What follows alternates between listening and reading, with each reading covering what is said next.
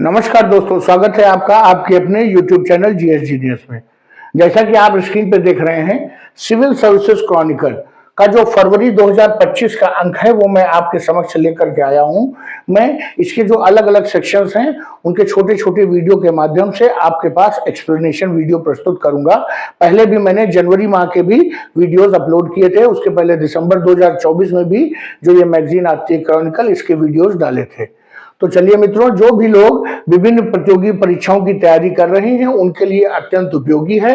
और आज मैं आपसे राष्ट्रीय सुरक्षा के मुद्दे पर एक छोटे से वीडियो के माध्यम से कुछ दो चार पॉइंट जो इसमें इंक्लूडेड हैं उन सभी पर आपके साथ चर्चा करूंगा, आपको उसके बारे में जानकारी दूंगा। इससे पहले कि राष्ट्रीय मुद्दे के जो राष्ट्रीय सुरक्षा का मुद्दा है उस पर मैं अपना वीडियो शुरू करूं, आपसे हमारी रिक्वेस्ट है कि हमारे चैनल को सब्सक्राइब कर लीजिए, क्योंकि इस चैनल पर करंट अफेयर्स की जानकारी और आपके आसपास क्या हो रहा है, फिजिकल ज्योग्राफी, इंडियन ज्योग्राफी, इसके वीडियो नियमित रूप से अपलोड किए जाते हैं। तो चलिए मित्रों, देखते हैं राष्ट्रीय सुरक्षा के मुद्दे। इसमें जो पहली जो पॉइंट है वो है सीमाओं की सुरक्षा के लिए व्यापक एंटी ड्रोन यूनिट। अर्थात भारत जो है ये जो आजकल का जो मॉडर्न वारफेयर है, अर्थात जो नई जो युद्ध तकनीक विकसित हो रही है उसमें ड्रोन का महत्व बहुत बढ़ गया है। लोगों का प्रयास है कि दूर बैठ करके ही दुश्मन को उड़ा दिया जाए, और ये काम जो है दूर बैठ के दुश्मन को उड़ाने का, ये काम तो मिसाइल से भी हो सकता है, लेकिन जो ड्रोन है वो मिसाइल की तुलना में बहुत सस्ते पड़ते हैं और एक मिसाइल की तुलना में 50 ड्रोन बन के तैयार हो जाते हैं। इसलिए ड्रोन का महत्व जो है नए जमाने में युद्ध में बढ़ता जा रहा है। 8 दिसंबर को केंद्रीय गृह मंत्री अमित शाह ने राजस्थान के जोधपुर में जो बीएसएफ के 60वां स्थापना दिवस मनाया जा रहा था उसमें परेड को संबोधित किया और कहा कि भारत जल्द ही अपनी सीमाओं को सुरक्षित करने के लिए एक ड्रोन रोधी इकाई एंटी ड्रोन यूनिट निर्मित करेगा। ये बहुत से छोटे छोटे देश भी इसे बहुत पहले बना चुके हैं। भारत इस मामले में बहुत पिछड़ चुका है। चीन और पाकिस्तान के पास भी एंटी ड्रोन यूनिट है।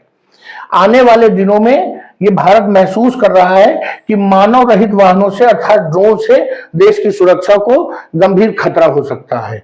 और जो इस समय भारत एक टेस्टिंग कर रहा है laser mounted anti drone gun, जिसमें लेजर तकनीक के सहारे जो हवा में उड़ने वाला ड्रोन है उसको गिरा दिया जाता है। इसके जो परिणाम है बहुत उत्साहजनक है।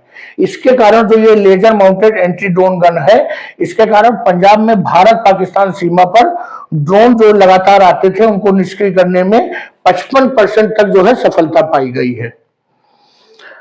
जो गृह मंत्री हैं उन्होंने ड्रोन के जो है बढ़ते खतरे पर प्रकाश डाला और चुनौतियों से निपटने के लिए डीआरडीओ को शामिल करते हुए कहा कि इस क्षेत्र में पूरी तरह से सरकारी जो है क्षेत्र की कंपनियां ही काम करेंगी। अभी हालिया में जो घटनाएं हुई हैं अभी जस्ट नियर बाई में, इस वर्ष अर्थात 2024 में पाकिस्तान की लक्ष्य जो सीमा है भारत की, 260 से अधिक ड्रोन जो है गिराए गए हैं और जो 2023 में ये 110 थे। अर्थात एक साल में संख्या 110 से बढ़कर 260 हो गई है। 100%, 150% के आसपास जो है ये ड्रोन की संख्या में वृद्धि हुई है, जो भारत की सुरक्षा के लिए बहुत बड़ा खतरा है। और इन ड्रोन से क्या काम किया जाता है? हथियारों की सप्लाई की जाती है, नशीले पदार्थों की सप्लाई की जाती है। आप जानते हैं कि पंजाब इस समय नशीले पदार्थों का जो है कैपिटल बन चुका है। हर युवा वहां पर नशे का शिकार हो रहा है और उसका केवल एक कारण है कि पाकिस्तान से बहुत भारी मात्रा में नशीले पदार्थों की जो है वो स्मगलिंग हो रही है। जो पंजाब की सीमा है उसमें ये ड्रोन घटनाएं अधिक हो रही हैं, जबकि राजस्थान और जम्मू कश्मीर में इनकी संख्या में लगातार कमी आई है। तो भारत ने जो कुछ ड्रोन रोधी उपाय पहले से अपना रखे हैं उसमें से आपको बता दें कि एक है सॉफ्ट किल तकनीक, एक है हार्ड किल तकनीक। जो सॉफ्ट किल तकनीक है वो डीआरडीओ उसमें क्या करता है कि ड्रोन का जो कम्युनिकेशन सिस्टम है, जो उनका जो नेटवर्क है उसको प्रभावित करता है, जिससे कि जो ड्रोन है वो काम करना बंद कर देता है और नीचे गिर जाता है। वहीं पर जो हार्ड किल तकनीक है वो लेजर आधारित तकनीक है कि लेजर्स के माध्यम से उस पर एनर्जी का जो रे है वो डाली जाती है और उसको ब्लास्ट करके गिरा दिया जाता है। जो लेजर से सुसज्जित ड्रोन रोधी माउंटेन जो गन है, इसके बारे में जो पाकिस्तान सीमा पर जो है इसको तैनात किया गया है। इसके अलावा एक D4 सिस्टम भी है जो भारत इलेक्ट्रिकल लिमिटेड का काउंटर ड्रोन सिस्टम है, जो ड्रोन की खोज करने, पता लगाने, ट्रैक करने और बेअसर करने में सक्षम है। तो सॉफ्ट किल, हार्ड किल और ये जो ड्रोन रोधी गन माउंटेड जो सिस्टम है, इसके अलावा D4 सिस्टम है। भारत इन सभी जो प्रणालियां हैं इन पर काम कर रहा है। आने वाले समय में जो भारत है वो अपने देश की सीमाओं को ड्रोन से सुरक्षित कर सकेगा। चलिए मित्रों, देखते हैं दूसरा पॉइंट। राष्ट्रीय जांच एजेंसी अर्थात नेशनल इन्वेस्टिगेशन एजेंसी NIA जिसे कहते हैं, उसकी शक्तियों में विस्तार हुआ है। क्या विस्तार हुआ है? 16 दिसंबर 2024 को सर्वोच्च न्यायालय ने नेशनल इन्वेस्टिगेटिंग एजेंसी की शक्तियों को बढ़ावा देते हुए फैसला सुनाया कि एजेंसी की शक्तियां अब अनुसूची में उल्लिखित अपराधों या अनुसूचित अपराध करने वाले आरोपियों की जांच करने तक ही सीमित नहीं है। एक्चुअली जो ये एक्ट है नेशनल इन्वेस्टिगेटिंग एजेंसी का, उसमें कुछ अपराधों की सूची दी गई है और ये कहा गया है कि जो NIA है केवल इन अपराधों की ही जांच कर सकता है, बाकी अपराधों की जांच करने के लिए अलग अलग एजेंसीज हैं, जिसके कारण इनकी जो कार्य क्षमता है वो बड़ी सीमित हो जाती है। और यूनिट बहुत अच्छी है लेकिन काम करने का अधिकार क्षेत्र ही नहीं है। तो सुप्रीम कोर्ट ने वो बंदिशें समाप्त कर दी है। उन्होंने कहा है कि जो ये अनुसूचित जो क्राइम्स हैं उनके आगे भी ये जांच कर सकते हैं।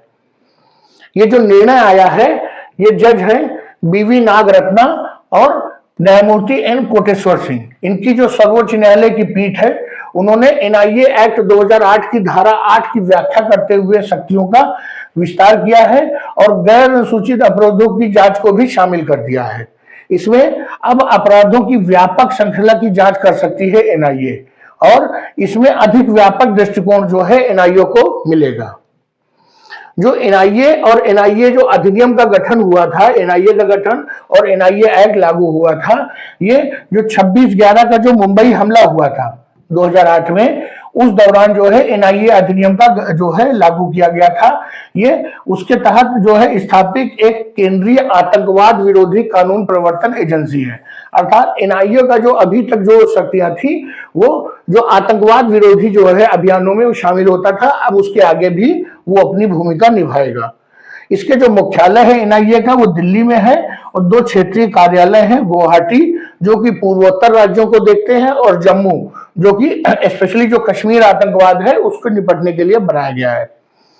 इसमें जो NIA अधिनियम है उसमें अनुसूची में निर्दिष्ट भारत की संप्रभुता, सुरक्षा, अखंडता, विदेशी राज्यों के साथ मैत्रीपूर्ण संबंध आदि को प्रभावित करने वाले अपराधों की जांच करना, अभी तक केवल यही लिखा हुआ था, लेकिन अब इन्होंने इसको जो है और इलेबोरेट कर दिया है और उसको व्यापक विश्लेषण कर दिया है, जिसके कारण NIA की शक्तियों में विस्तार हो गया है।